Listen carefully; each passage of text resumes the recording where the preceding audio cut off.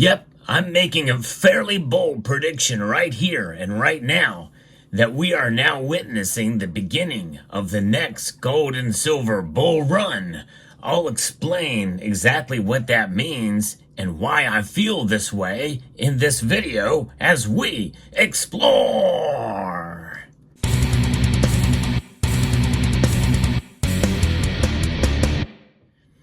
It has been a wild ride for precious metals over the past months.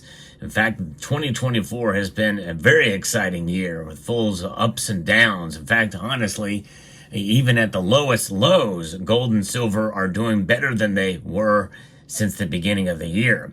So we've lost a little bit because of what happened with the stock market recently. But now that's over. Everything is, in a sense, somewhat back to normal. There's been some recovery in the markets. In fact, right now, as I record this video, moments before the markets close, before I read you the gold and silver prices, the Dow Jones Industrial Average has now gone up 1.75%. The NASDAQ is up over 2%. The S&P is up over 2%. The dollar index is up 0.1%. Now back over 103 again. The New York Stock Exchange is up. The TSX is up. The Nikkei is down, but only slightly. It recovered almost all of its losses here recently. But a lot of different things are really good. Even Bitcoin is back up now.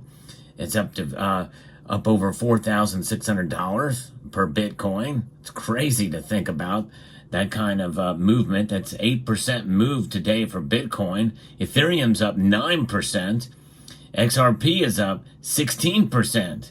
So it makes you wonder what's happening there with the markets. Now, what about gold and silver? Well, gold is climbing back up now, over 1.67% moments before the markets close, up $39.70. Now comfortably back up over $2,400. It's $2,400 and $24.22 now for gold. Silver is up almost 3% right now.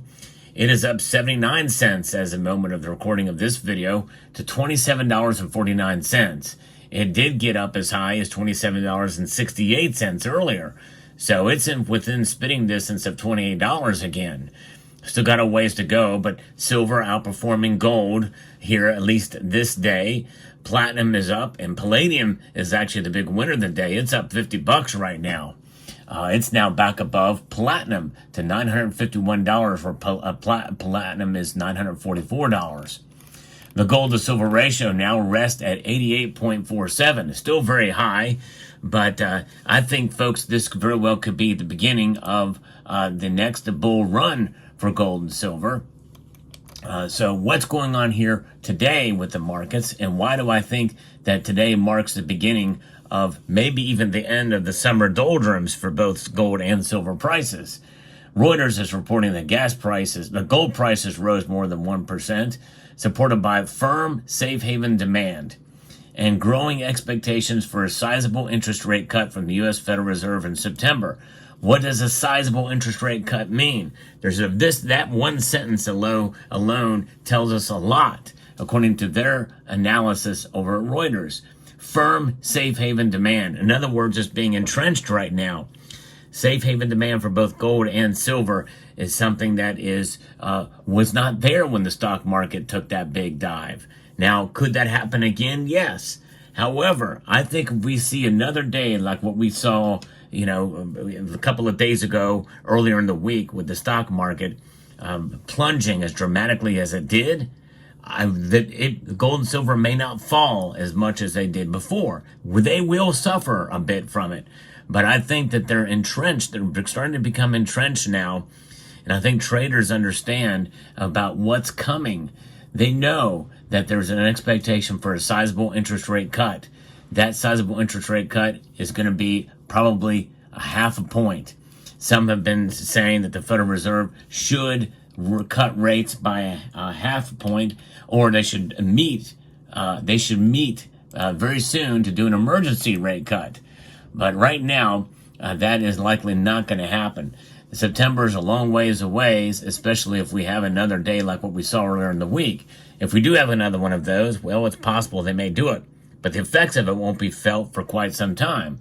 I think most people understand that, who understand these rates and how they are adjusted. But right now, more people think that the Federal Reserve is going to lower rates by 0.5 point than they do a 0.25 point. 44.5% say it's going to be a 0.25 point rate cut, according to the Fed Watch tool. 55.5% say it's going to be a 0.5 point rate cut. So that's where we stand there. And so we see gold and silver reacting accordingly. I think now that it is becoming entrenched by the market participants that it's going to be that much of a rate cut, that means that inflation is going to be here to stay for much longer, at least at 3%, if not even more. And gold and silver are going to react and going to be entrenched, essentially kind of where they're at right now. And you think about it, gold is literally within spitting distance of getting back up to record highs again. And silver has a long way to go, but you think about it, this is now getting to the point now where we're going to start to see silver getting close to $30 again. And I think, in a sense, if we see gold go that high, and people realize, you know what, maybe I can't afford gold, we are going to move into silver.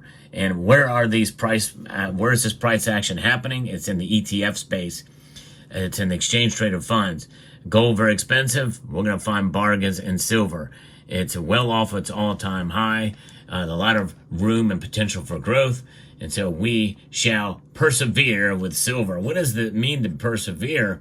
It means that gold and silver have persevered for thousands of years as stores of value, a value that cannot be taken away no matter the price. I think people understand that. So what gold is benefiting from is just providing more stability, and more investors are seeing that this early after this market drop. It's just a migration from risk assets to more safe haven assets, according to Alex Axbarian, Chief Operating Officer at Allegiance Gold. Gold's outlook remains stronger, and silver, by extension, to a degree, benefiting from what gold did today. Now, I think we're seeing silver react as a monetary metal, as a precious metal today. Why? Because to look at the other commodities that are out there, all of them down, albeit slightly, but silver is showing some promise as a precious metal safe haven asset rather than an industrial metal today. Silver stackers should rejoice at what's happening in the markets today based off of that alone. This is remarkable, amazing thing to see, and it pleases me to see the metals sector kind of showing a strong recovery today, and I think this very well could be the beginning of a new bull run. Now, let me define what I mean by a bull run. I'm not saying that they're going to explode. Let me repeat that. A bull run does not mean that prices are going to explode. It means a steady increase of higher prices day in and day out. With some days, we're going to see hiccups. We're going to see pullbacks in both metals. No question that's going to happen. But this soon, and with the markets recovering pretty much across the board, everybody is going back to status quo. What is propping up the markets? Largely Fed money, our money, tax dollars. That's what's propping up the stock market. What's propping gold and silver? Well, safe haven demand. Safe haven demand for these metals. That's what's going on with gold and silver. So fascinating to watch these markets move. And we also have concern on the geopolitical front. With the killing of senior members of militant groups Hamas and Hezbollah last week, raised the possibilities of retaliatory strikes by Iran on Israel. And that threat has not gone away, but it's greatly subsided. I think they know that if they do anything, if they launch any attack that where one Israeli citizen is killed, well, they are going to feel the wrath to the likes of which they have not seen before. In other words, any of their nuclear capabilities, which they're very close on, will be wiped away. They know where they're at, and they can get them at any given point in time. They're just waiting for the excuse, and so I think they're having second thoughts about that. But there's other geopolitical areas as well too. Russia and Ukraine is still going on. Not a lot of people talking about what's going on in Russia and Ukraine. I think it's by and large because, well, Russia is winning. Sad to say, that's the case. They're holding on to territory there. It's a stalemate, and the territory that they want the most, the eastern, the Donbass, those areas, which provide a land bridge, strong land bridge to Crimea, which is really probably what they wanted all along. So that is kind of where that is. And so we've gotten used to war at this point. And that is why I think some of the concerns, though they're there, they're not quite as prominent. Now, we did see silver at one point again during the day. It had risen well over 3.4% earlier in the day. But these markets, I think, are telling us that gold and silver are on the rebound at the very least, at least for now. And I think that we could be at the beginning of a bull run. Now, I could be wrong about any and all of this. I think my analysis kind of gives leeway to the potential of steady increase in prices for the most part. That's how I define this bull run, aside from a few days of setbacks, in other words, a fall, but not dramatic falls in price.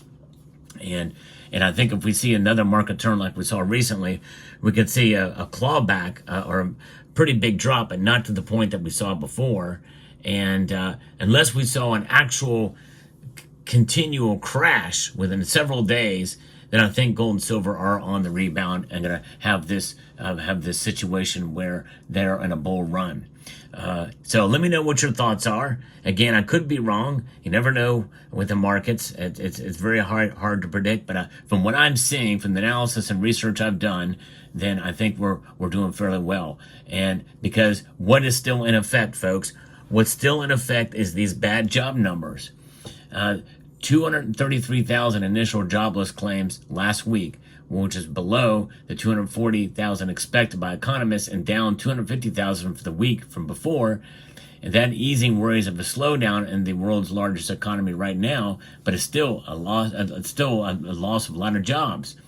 And that is something else that we have to think about as well when we're talking about what's happening. And some of these numbers, some of these are revised downward or upward by the chefs at the Cook the Books Club, which are definitely heavily in effect. And so that is why people are thinking the Federal Reserve is going to lower rates. Let me know what your thoughts are in the comment section down below. Hope you found this video informative, insightful, and educational. Would like to extend a multitude of gratitude to each and every one of you for taking the time to watch, and to encourage you to please rate, share, comment, and subscribe.